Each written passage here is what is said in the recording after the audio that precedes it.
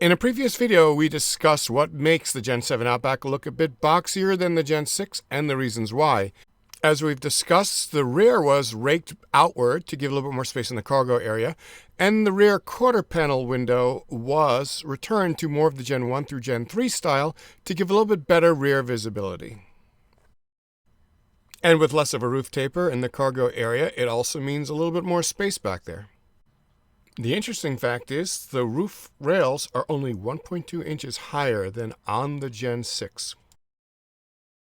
Now, a big difference you're going to see right here from the body lines and how the wheel sits is that this car kind of flares out and stays that way all the way up through the top edge here, unlike the Gen 6, which we're going to take a look at next.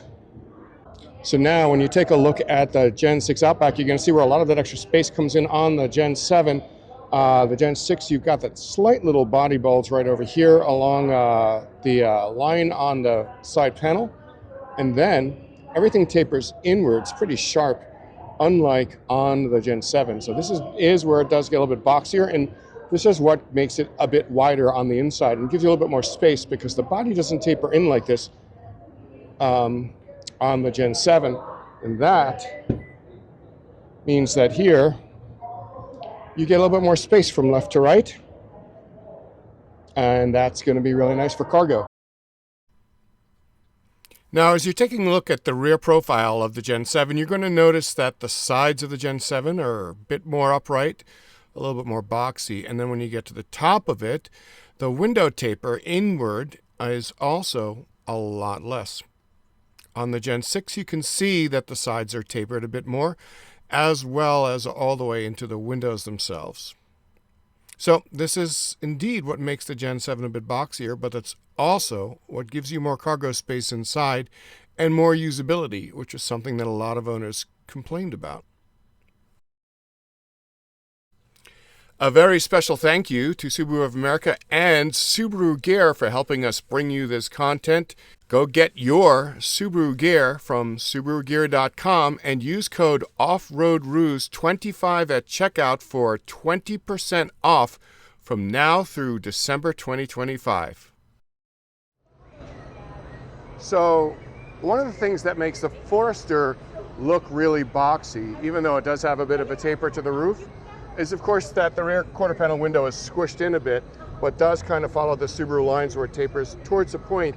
But you'll notice that the body lines all pretty much run parallel to things that people visually are attracted to instantly, like the windows, because they stand out, and all your body lines are parallel to that, and relatively parallel to the bottom. Now, if you turn around and you look at something like the Crosstrek, which is a lot like the style of body lines in the previous generation of Outback, you'll notice that the body line tapers backwards and comes up into a point that ends at the rear quarter panel window, and your windows start really large and then taper inwards. And then your roof line starts at its highest point right here, roughly where your head is, going in the door, and then tapers downwards as well. So the entire car kind of tapers inwards to a point, which softens a lot of the boxiness and makes it look a lot more curved. Now, as we walk over to the previous generation Outback,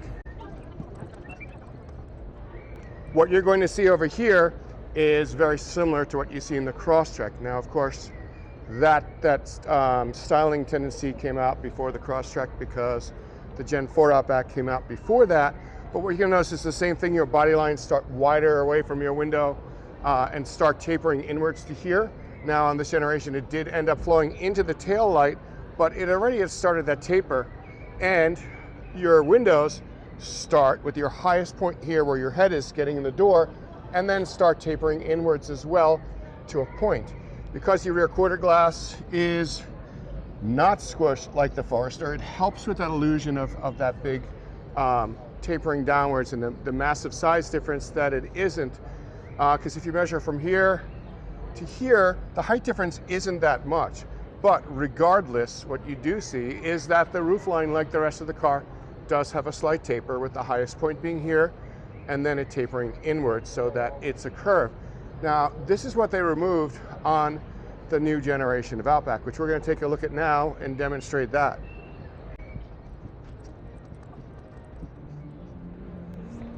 So on the newest generation Outback, you have your body lines now running parallel like you do on the Forester, which helps give it a boxier look. And then, as opposed to your windows tapering inwards, one of the things that they did here is where you have this rear taper here, they ran it relatively straight and then did a sharper taper, as opposed to doing almost like that kind of teardrop shape. Then you went back to the Gen 3 style rear quarter panel window, which is rectangular. Now, one of the things that some of you did notice from my earlier video is that when Nick and I were going over this, we pointed out those similarities and those design cues, but you notice that it's a lot more squashed and not quite as rectangular. And the reason why is because Subaru enhanced the body structure, because as they're always doing, they're trying to make the vehicles safer. So you have a much bigger pillar in here, and of course you've got a massive pillar here, and these pieces hide it.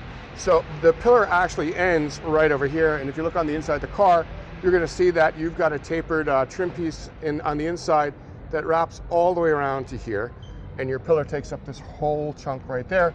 When we open the door, you can see your pillar extends even further forward into behind the door structure itself. So that's a pretty massive pillar, which did cut out some of that design element that you saw on the Gen 3, where this was a lot wider. We don't have that because you need a bigger pillar for safety. And as we start turning all the way over here to the back, you'll see that the rear windshield slope is very similar to like the Gen 3s to give you that additional cargo space.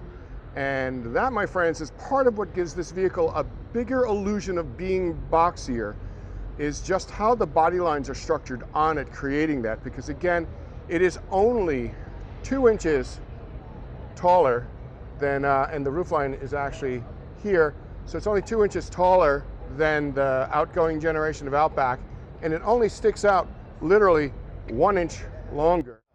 That's what I was telling Josh. I was like, Though the lines have changed from the Gen 6 Outback, the Gen 7 Outback is still very much an Outback.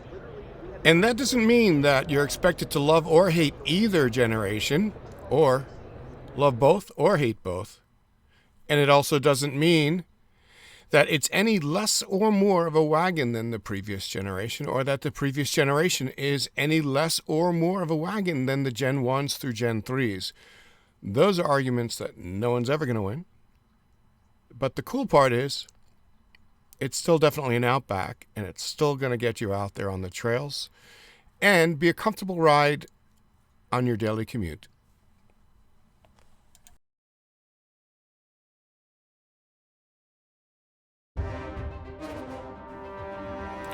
And remember, always adventure responsibly and leave no trace. Okay. Taking a look at the inside, most of it will be very familiar, but there's a lot of important things you will ask for that Subaru delivered in a big way. Hold on, I gotta go further back. I didn't realize that was where you were putting it. Yeah, because I can't read it otherwise. If it's on the ground, I'm like taking a look at the inside. Should have put it like on the windshield or something. Ready? Wow, we're getting low on battery too. I gotta switch after this, maybe. How much battery you got? 25%.